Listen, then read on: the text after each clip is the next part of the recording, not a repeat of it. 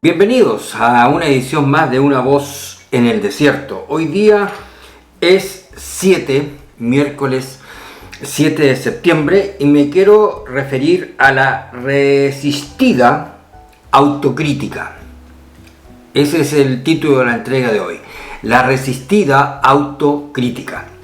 Seguramente usted ha escuchado con distintas frecuencias la famosa palabra autocrítica, que muchas veces se exige de ciertos personajes que actúen con autocrítica.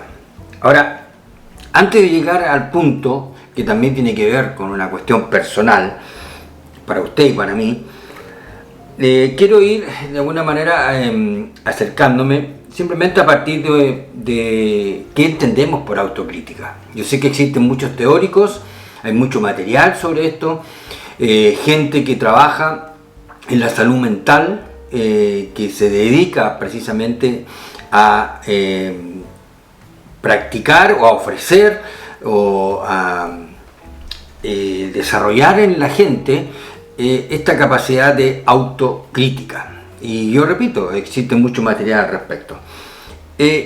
La autocrítica tiene como cuestión básica es revisarse a sí mismo, o revisar la conducta, o revisar los hechos, o revisar nuestro lenguaje, revisar nuestras palabras. Tiene que ver directamente con la capacidad de como que volver los ojos hacia adentro de uno mismo y observar, mirar. Lo que parece una cuestión quizás sencilla, simple, nos vamos a dar cuenta que no es para nada una cuestión simple. Y vamos a ver por qué se enrarece este ejercicio. En un sentido, la autocrítica va dirigida especialmente a enfrentarnos con nuestros errores, a reconocer nuestros errores. Eso por un lado. Y por otro lado, yo repito, los teóricos dicen que este ejercicio de autocrítica tiene como objetivo corregir comportamientos, y al mismo tiempo permite crecer personalmente. O sea, lo señalan como un elemento que produce el crecimiento personal. O sea, lo plantean en términos absolutamente positivos. Claro, también advierten sobre aquellas cosas que nos llevan a tener una mala autocrítica o equivocarse en hacerlo. Ahora, para corregirnos o para autocriticarnos o autoexaminarnos, necesitamos un patrón, porque lo que estamos haciendo simplemente es comparar lo que hemos hecho, comparar lo que hemos dicho, comparar ya nuestra conducta con patrones, y que nos llevan de alguna manera a concluir que hemos fallado y que debemos corregir. Y eso que, insisto, suena tan sencillo, tan de perogrullo, no es tan simple. Un patrón con el cual no tenemos que comparar, y no sé si comparar, sino que simplemente revisar, es la realidad.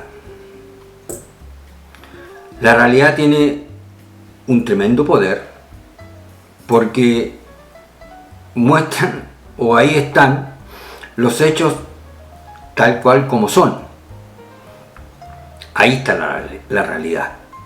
Claro, lo que vamos a hacer entonces cuando nos enfrentamos con la realidad es un hecho de comparación.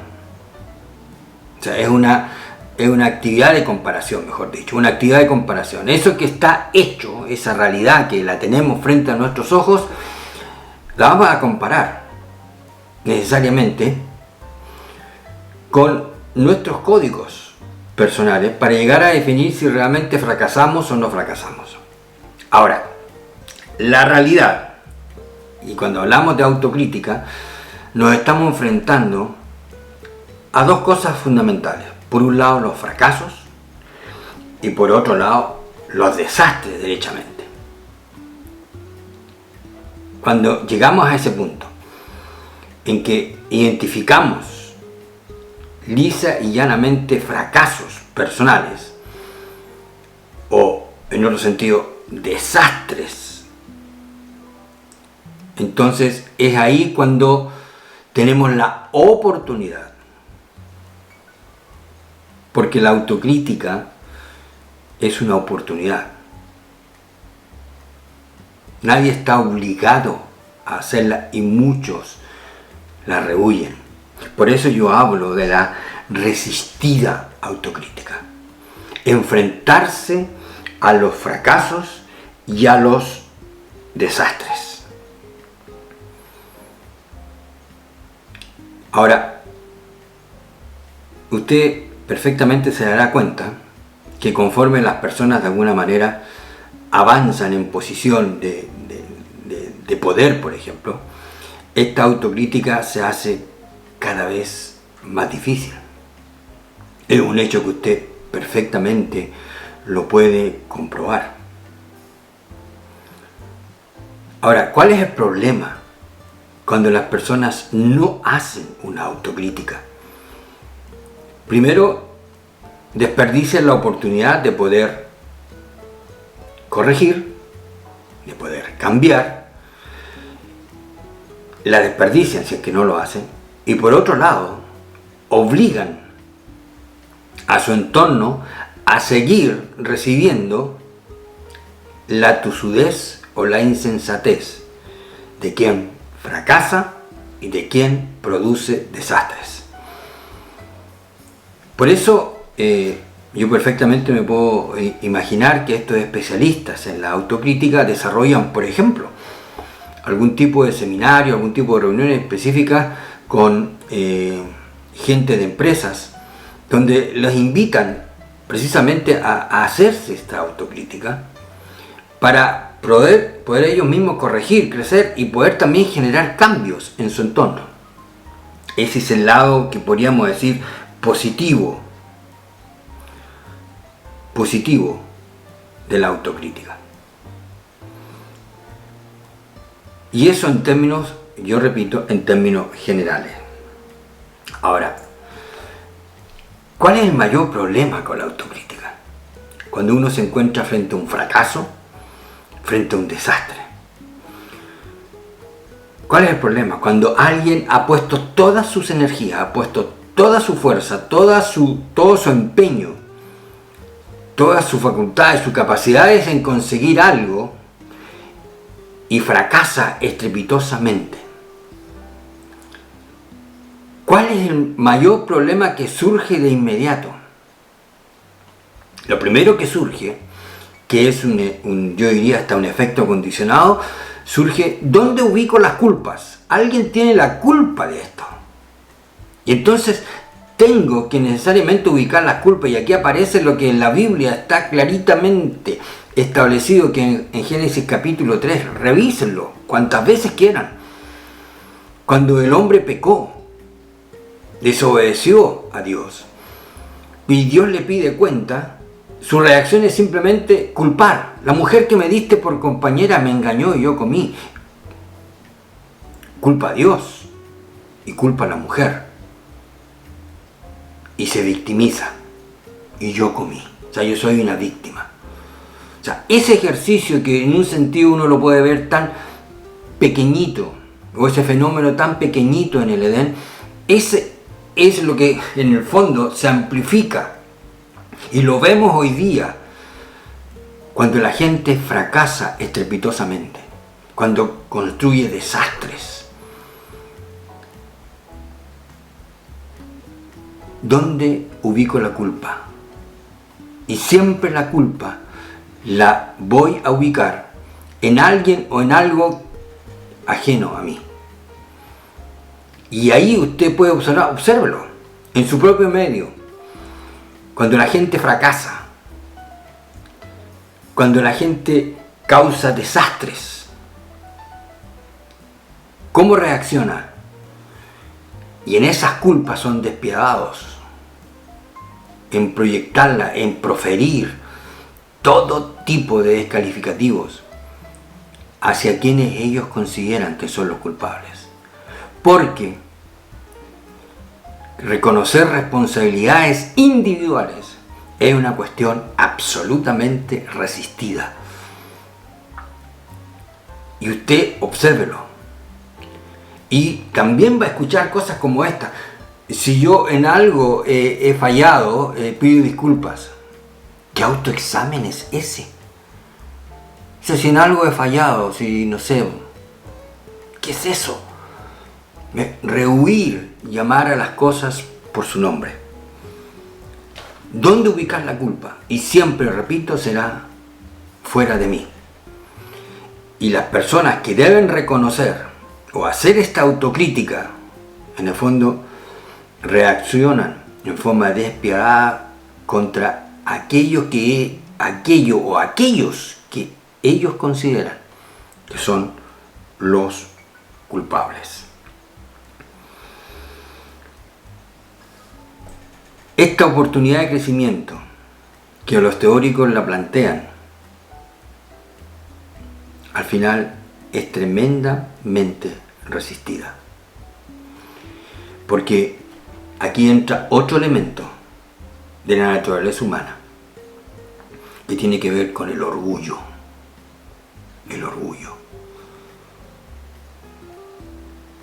Esa fuerza de nuestra alma que nos lleva a resistir cualquier intento de reconocer responsabilidades personales. Obsérvelo.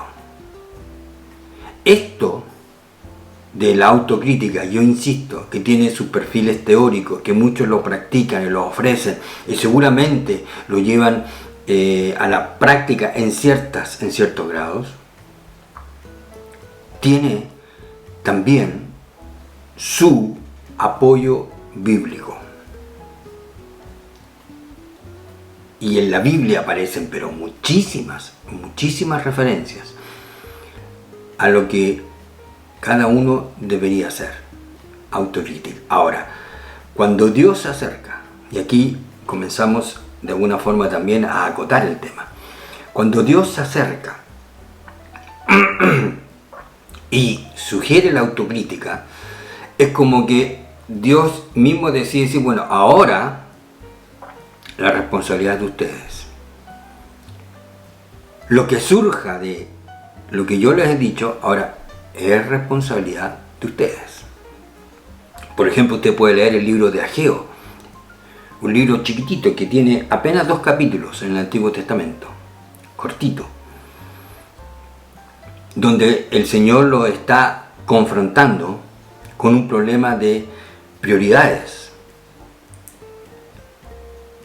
en que el pueblo y sobre todo los pudientes ponían todos sus recursos para edificar sus propias viviendas, descuidando la responsabilidad de tener que construir un templo donde congregar al pueblo para ofrecer un culto a Dios.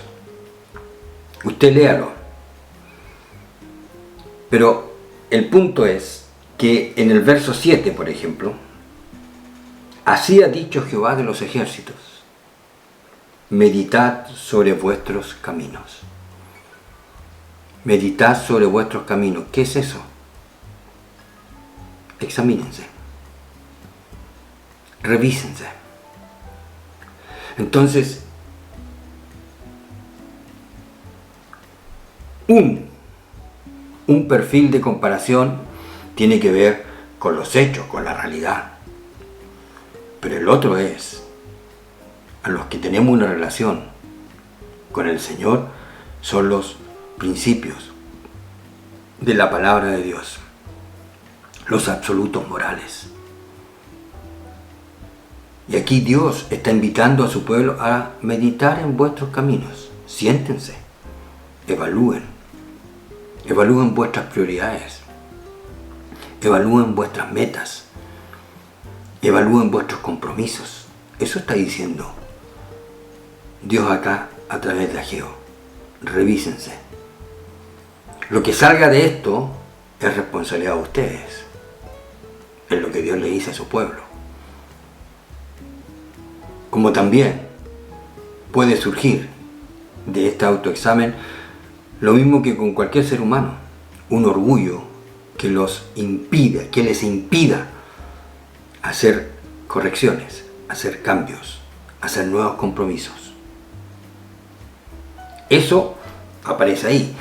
Después te puede leer todo el libro de Proverbios, donde se va a encontrar con este sin número casi. El cielo está acotado, son 31 proverbios. Está acotado el número ya, pero yo quiero simplemente usarla como la metáfora para decir cómo Dios invita a autoexaminarse, a corregirse y a tomar caminos correctos, caminos sensatos. Y después hay otro, yo solamente los seleccioné y como ejemplos aislados en el fondo, en 1 Corintios 11, en el contexto en que Pablo instituye la Cena del Señor, y antes que los creyentes, en ese caso en Corinto, a través de los tiempos, antes que usted o yo participemos en la Eucaristía, celebrando el sacramento de la Cena del Señor en nuestras congregaciones, antes de participar, deberíamos considerar esto que Pablo hizo con la iglesia de Corinto, invitándolos al autoexamen. Les dice: por tanto, pruébese cada uno a sí mismo y coma así del pan y beba de la copa. O sea, antes de participar de este sacramento, Pablo invita a que cada uno de nosotros nos hagamos una autocrítica, o si usted quiere, un autoexamen, que nos revise. ¿Qué tenemos que revisarnos? En primer lugar, lo que hay que revisar es cuál es mi vínculo personal con la cruz, el sacrificio de Cristo en la cruz del Calvario. ¿Cuál es mi vínculo? ¿Cuál es mi relación con ese sacrificio? Y solo después de evaluar esa relación, participar de la Cena del Señor, porque en ese momento la Cena del Señor cobra sentido, tiene valor, tiene significación para mí. Pero el Señor, a través del apóstol Pablo, está sugiriendo, o sea, como diciendo, bueno, ahora ustedes tienen que decidir, ahora ustedes tienen que usar la responsabilidad individual, ustedes tienen que ser capaces de discernir, de autorrevisarse, autoexaminarse, y si quieren, autocriticarse, y luego participar. La autocrítica, véalo usted. La hemos señalado, revise si quiere el video para ver los componentes de lo que hemos dicho. Porque, y lo último que digo es, al final la autocrítica va a llevarnos al arrepentimiento.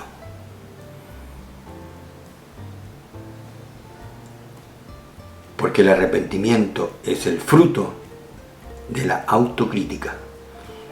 Cuando me he revisado y reconozco mis fracasos y mis desastres y pido perdón, que significa reconocer mis culpas, yo soy culpable, y hacer un giro de comportamiento. Por eso es tan importante la autocrítica. Claro, algunos la rehuyen, algunos la tomarán de una forma muy simple, muy banal, pero desde el punto de vista de la Biblia, la autocrítica es un punto importantísimo, porque de aquí surge el arrepentimiento, el reconocer los fracasos y en algunos casos también los desastres que producimos en nosotros mismos o en los demás. Aquí abajo está mi mail si usted quiere tomar contacto conmigo, y hay otros datos relacionados conmigo personalmente que si tiene interés puede también hurguetearlos. Será hasta una próxima oportunidad y ha sido un gusto poder referirme a este tema.